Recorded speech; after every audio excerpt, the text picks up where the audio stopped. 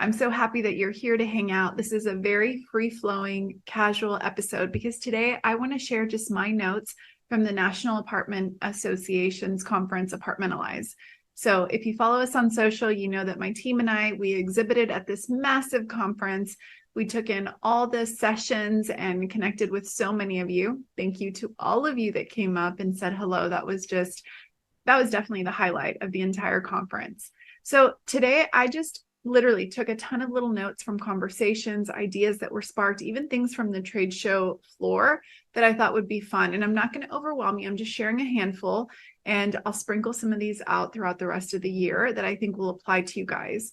But before we get into that, a couple of things. One, the podcast is going on a scheduled break. So it's summer break for the Multifamily Mix podcast, and we're taking about a 2-month break. So one thing you still can expect is that every single month we still will release the episode where we feature the 12 new resident events for the upcoming month. That's not going away, so don't you worry.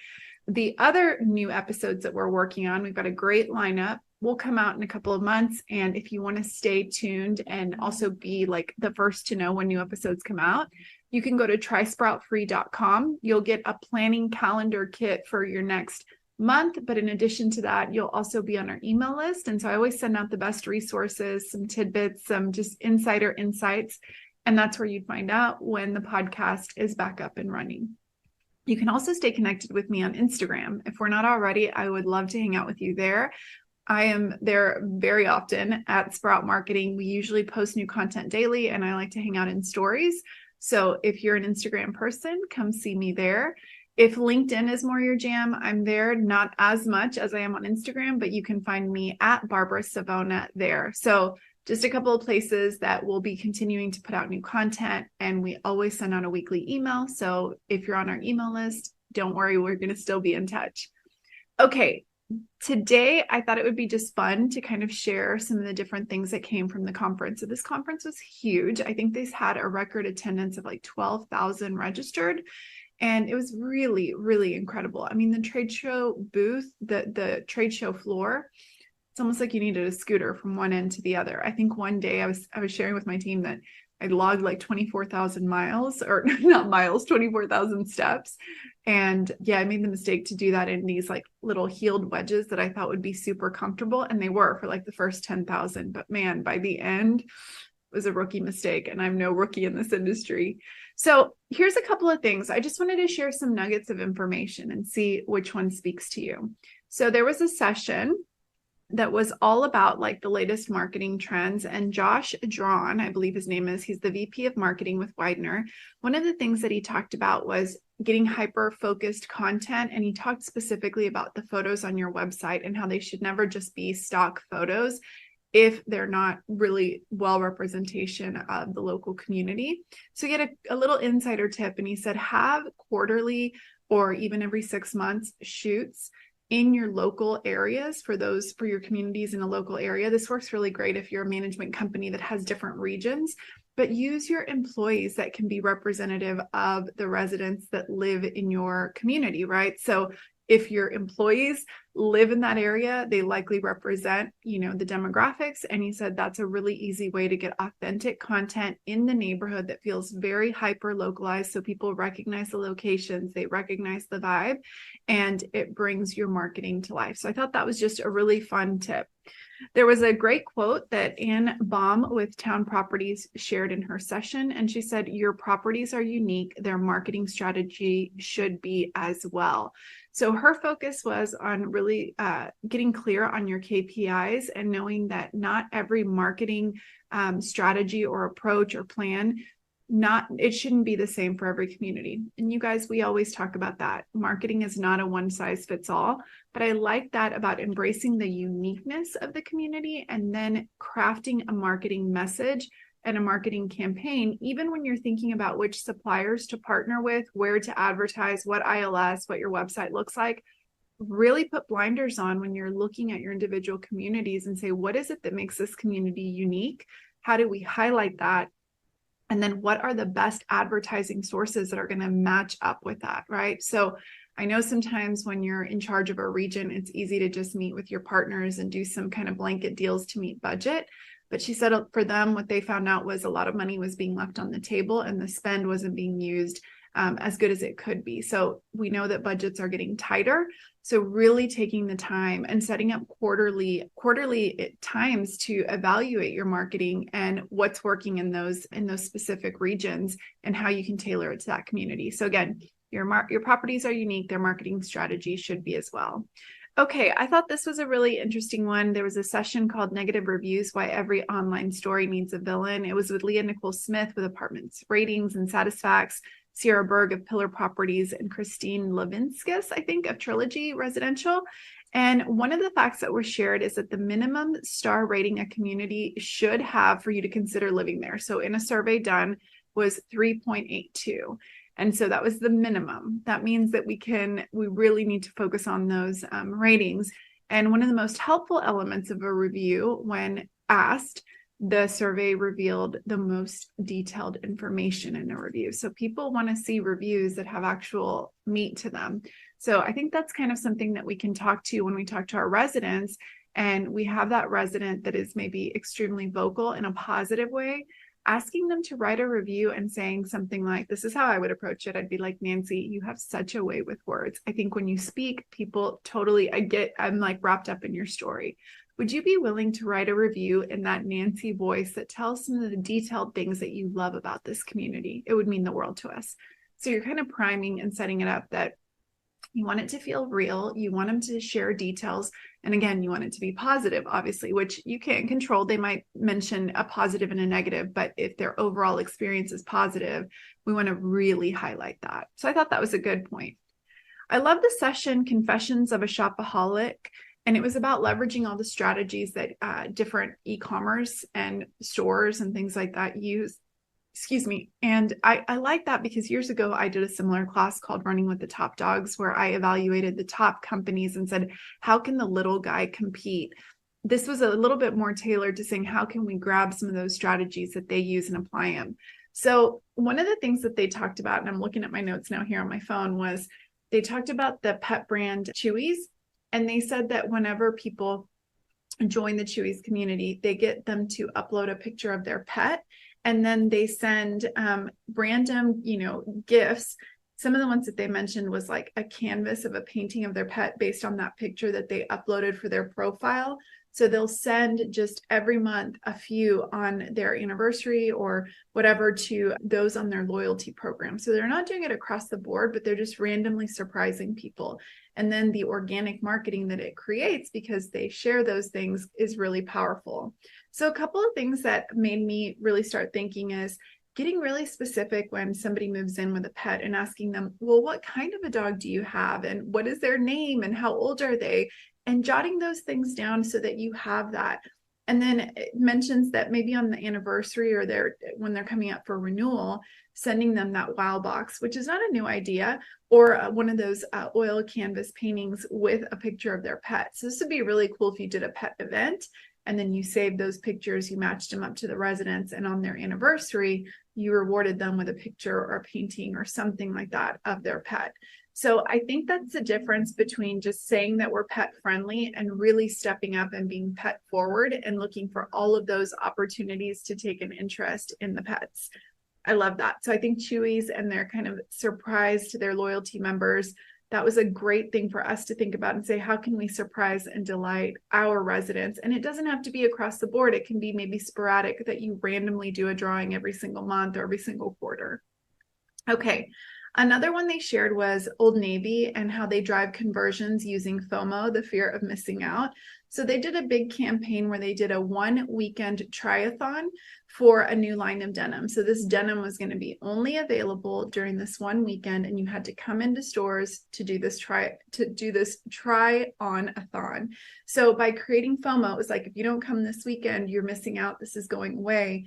They ended up increasing their sales and their conversions because of that.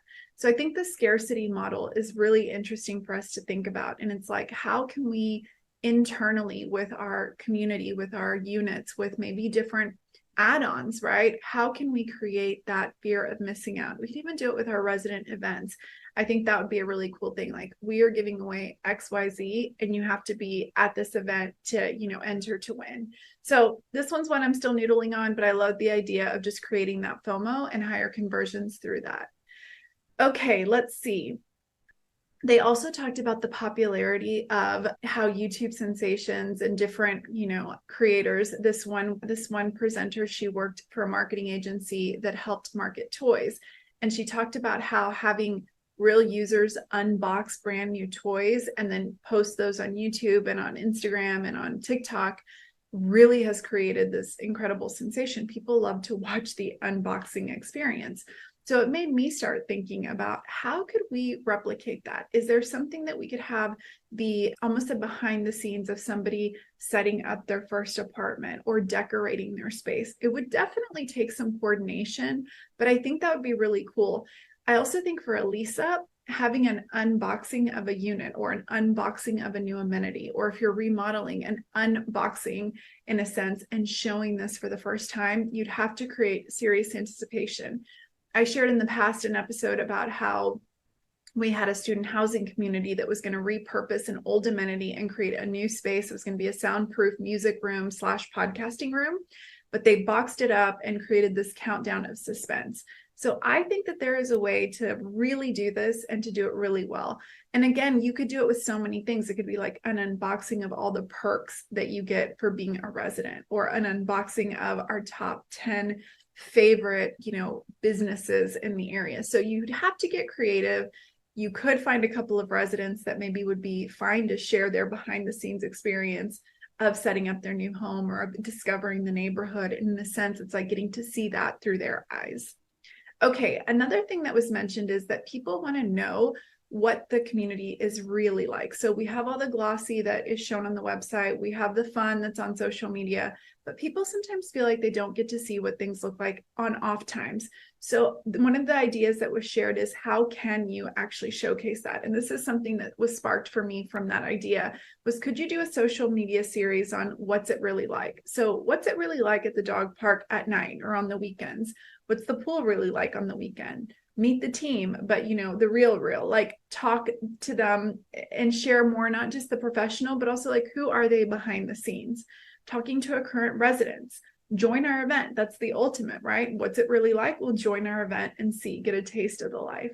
So this isn't anything that has never been done before, but I think sometimes we shy away from that. We think, oh man, if people see what it's really like, maybe they're not going to love it. And of course, as marketers, we have to proceed with caution. If you have a challenge with maybe your pool being completely overrun on the weekends and you're trying to get that under control, that might not be something that you want to share.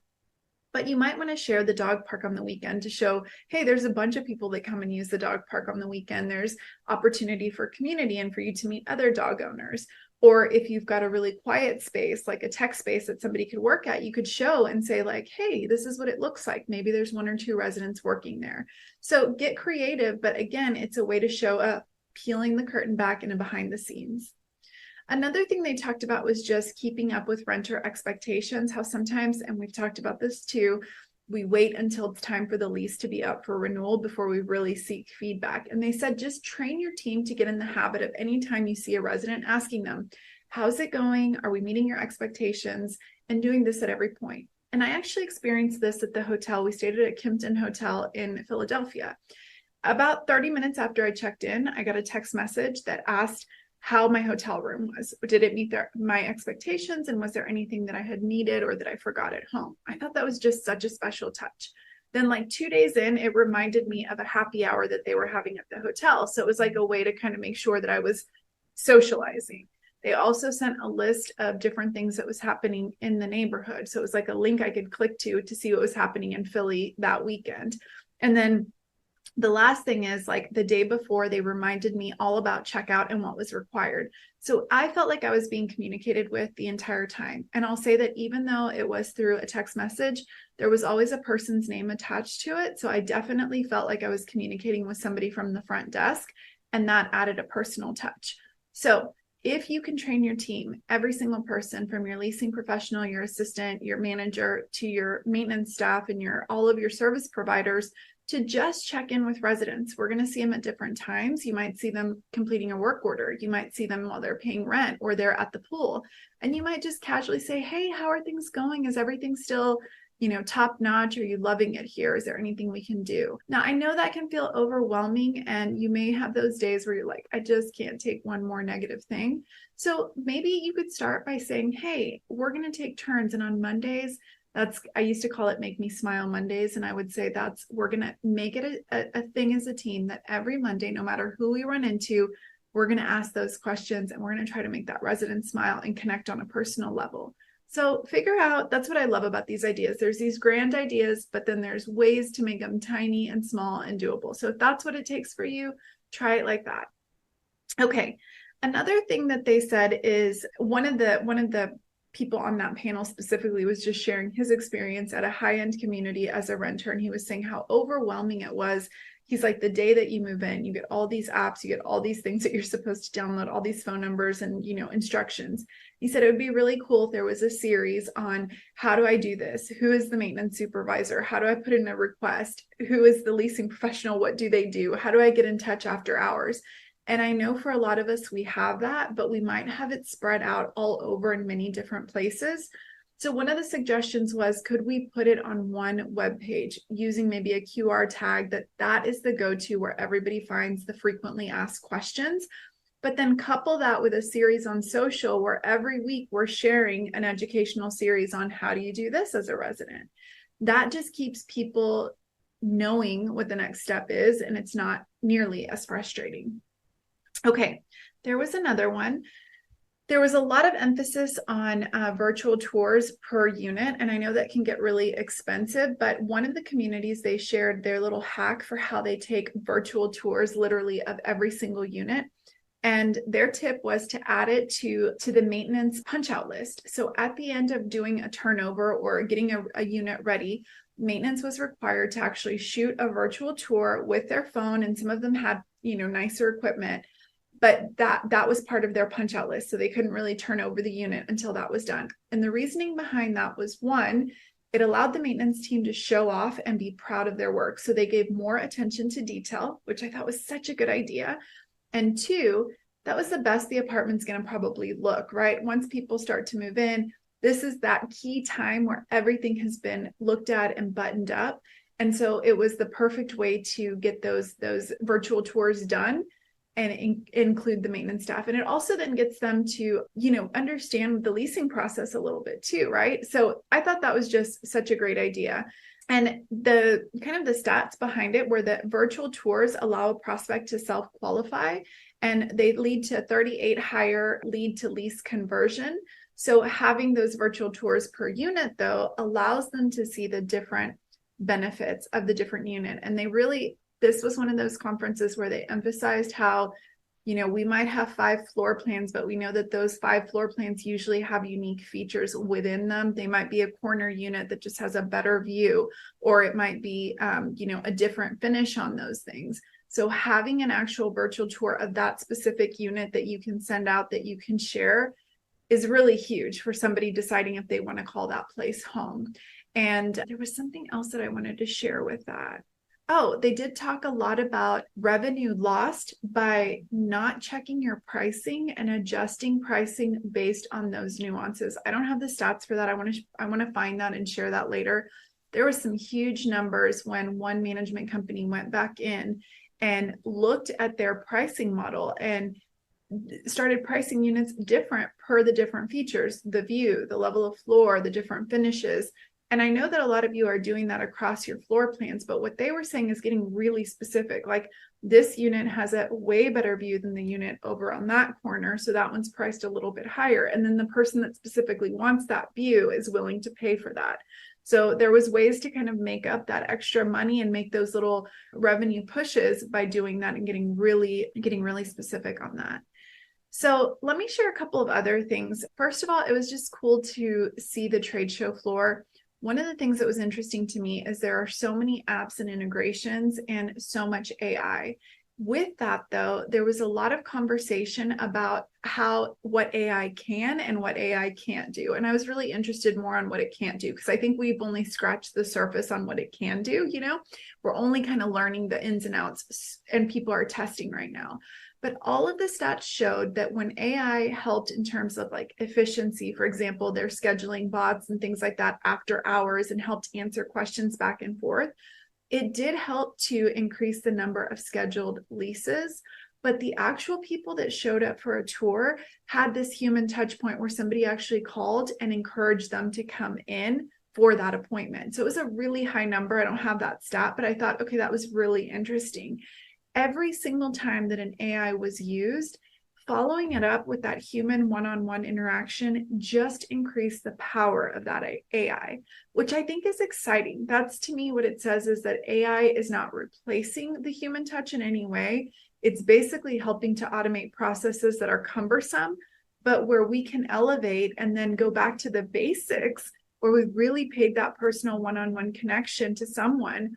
That's what's going to help get those numbers, over the mark, because we're adding that personal touch. So if we're just adding AI and technology and we're just continuing to push at this crazy pace, that's where I think there might lie a problem. But if we're really slowing down and allowing our teams to now bring that personal touch and complement the AI, and the AI can complement us, that's a partnership that I can get excited about. Now, something that we did that I thought was really cool was a nod to showing how grassroots marketing works. So our team put together some flyers that basically said, like, they were just fun marketing flyers that said, "You look good." Maybe we'll add them in the blog. So it said, "Come see the best photo booth on the trade show floor, booth 1065. That was our booth number. And our team put those around everywhere. They put them by water faucets. They put them in bathrooms. They put them in signage as you were walking to the convention center. Like, I literally was walking and I saw our signage everywhere. I went into a bathroom and I saw our signage at the back of a door stall. Technically, I don't think you're supposed to, but sometimes grassroots marketing, you kind of, ask for forgiveness instead of permission. But we had so many people come by and say, "Oh my gosh, we saw your marketing materials and we had to come see your booth." Great conversations were had. The reason I bring this up is because you guys know that I'm a huge advocate for grassroots marketing. In this age of technology, AI, ads, social media, I still think that when people see things in an unconventional location, it makes them stop and it makes them pay attention. So for your communities, I want you to stop and think, how could we do some grassroots marketing that helps us to stand out as different? And I've shared an entire presentation on that. You can go back and listen to different episodes. I have a new opt-in that's coming out soon that has full grassroots ideas. And there's just some really fun ones, from the flip-flop that you mail to your prospect to the best tutus in town and your team is out there with tutus. I mean, there's just so many ways that you can get creative. But whenever you can catch somebody and have them say, "Oh, wow, that was so unexpected," and you stand out from the crowd, it is incredible. So we were a tiny little fish in a big sea with big old sharks and whales. And I mean that in the best possible way. But, we had booths there that were 20 times the size of our booth. And yet we had incredible traffic, incredible conversations. We spent a fraction of the cost. And I think that just shows that in this day and age that you can compete with the big dogs. So even if you're not a top name management company, do not underestimate the power of personal branding, people knowing and connecting with you, and the power of grassroots guerrilla marketing. It really works. Okay, guys, those were just some of my insights. Now, true confession, there's so many resources that we're going back and creating.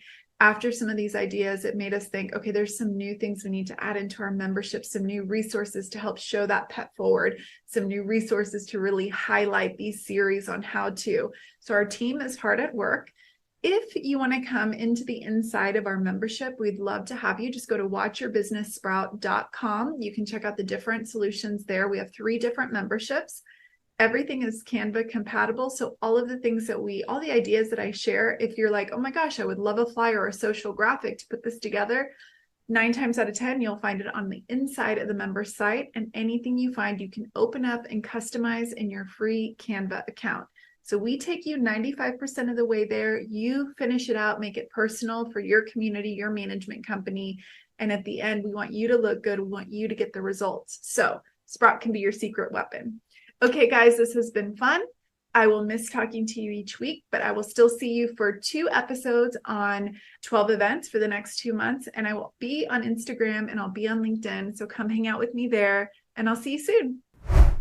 All right, guys, that's a wrap on today's multifamily mix. Keep shaking things up at your community, your career, and most importantly, your life. Until we mix and mingle again, see you next week, friend.